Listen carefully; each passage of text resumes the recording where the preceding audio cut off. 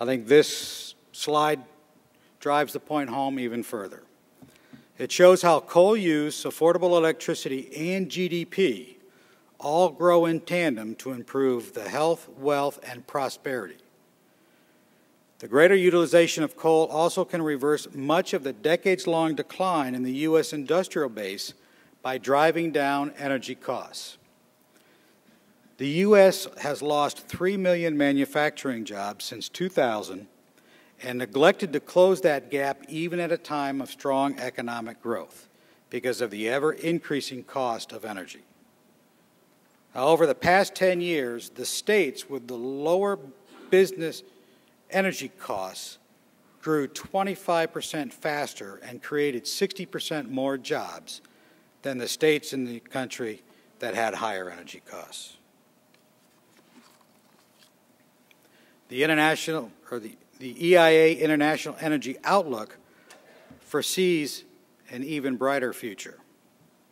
Coal demand has grown 40% during the 25 years ending in 2005. But coal growth is expected to accelerate over the quarter-century period ending in 2025, led by a significant increase in coal use by the emerging economies. And even these robust figures don't include the emerging markets of coal to liquids, coal to natural gas, and coal to hydrogen.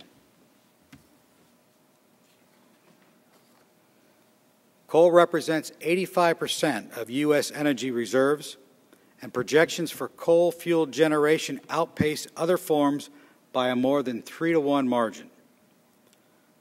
Coal averages less than 1/5 the cost of natural gas, which makes a real difference to the average family's budget.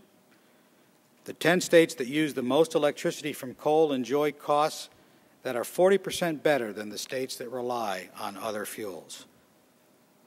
California and Maine, for instance, have costs that are more than 2 times higher than states like Wyoming and Missouri. Now, I said earlier that we need all forms of energy to meet huge growth in worldwide demand, though our energy options are limited by supply or significantly higher costs. And of course, no solution comes without the associated, "oh yes, but" tagline. Oil is essential, but reserves are declining, and we have a step function increase in price due to a shrinking quality reserves. Nuclear is important, but it has the largest NIMBY issues and continued long-term waste disposal worries. Renewables, primarily hydro and wind, definitely make sense, although there are no new dams going in, and I seem to recall opposition to a wind farm near the Cape, one of many examples where even wind is opposed. Ethanol is clean in vehicles but requires coal or natural gas to convert the coal to fuel, and is also beginning to increase the grain costs dramatically.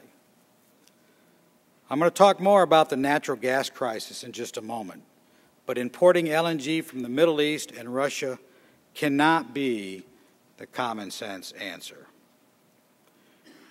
Greater use of green technologies and demand management also will contribute to energy efficiency and should be part of our energy solutions. In the United States, production of oil is taking a free fall and has depleted for several decades. The Petroleum Industry admits in a recent study that the global supply of oil and natural gas from conventional sources is unlikely to meet the projected 50 to 60% growth in demand over the next 25 years. The effects on customers is bearish and harsh. The price of oil rising from $80 to $100 a barrel in recent months is like adding the equivalent of $150 billion in new taxes. The natural gas story is similar. As we increase our reliance on expensive imports from unstable areas of the world, higher natural gas prices have cost America nearly $500 billion more than expected since 2000 alone. I think this slide best puts our gas situation into perspective. If you look at the red production line on the left slide, and you'll see that we produced about 21 trillion cubic feet in 1970. That has declined to 19 trillion cubic feet in 2000. Fortunately, our demand only grew a little bit during that time, yet we've still had trouble keeping pace even with that growth. But now look at the blue bars on the right. Our government projects that demand will grow to 26 TCF by 2030. By the way, just a few years ago, the same agency estimated in excess of 35 TCF by 2025. But the point is, how are we going to satisfy either one of these demand numbers when our rigs are working harder than ever just to stay even? Using natural gas for electricity generation only confounds the problem of low supplies. Last year, we used nearly 7 trillion cubic feet of natural gas to generate electricity.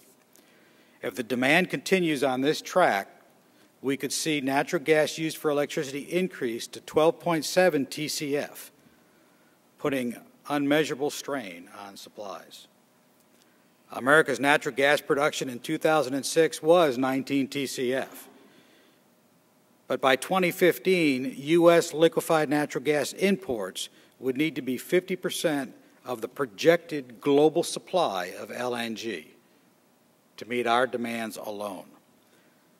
I'd ask, do we really want to rely on imported LNG at a time when the primary nations controlling the gas reserves, Russia, Iran, Venezuela, and Qatar, are discussing an OPEC-like energy cartel for gas to control supply and cost? The three nations that lead the world in respective energy solutions. We know how Saudi Arabia uses its #1 position in oil with roughly a quarter of the world's reserves. We now know how Russia will use its position with about 1/4 of the world's natural gas reserves. The question is, how does America use its #1 position with more than 1/4 of the world's coal reserves? Today, coal fuels half the nation's electricity, and that's expected to climb to close to 57% over the next 25 years. That's more than twice that of its nearest competing fuel at a fraction of the cost.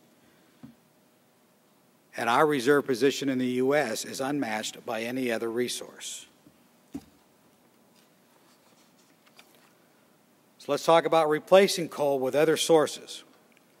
It is a staggering proposition. It would take 3,000 times more solar than we have today to replace coal. It would take 730,000 1-megawatt wind turbines over about 140 million acres to replace coal. And that's if you assume that they operate 100% of the time. We'd need 400 new nuclear plants. We would need to almost double the current U.S. production of natural gas. We would need 700 hydroelectric dams the size of Hoover Dam. And even energy efficient, which we all agree is extremely important. If we were to conserve our way to reduce consumption by 5%, we would still need to add the equivalent of 135% more natural gas generation than we have now. That's equivalent to the electricity consumed in France and Germany combined. All of this if we were to think about replacing coal. So while all of these sources are important to meet our needs, they cannot come close to matching the availability and low cost of clean coal, nor closing that gap. So I hope you can all agree with me at this point that there's a dramatic case for why coal.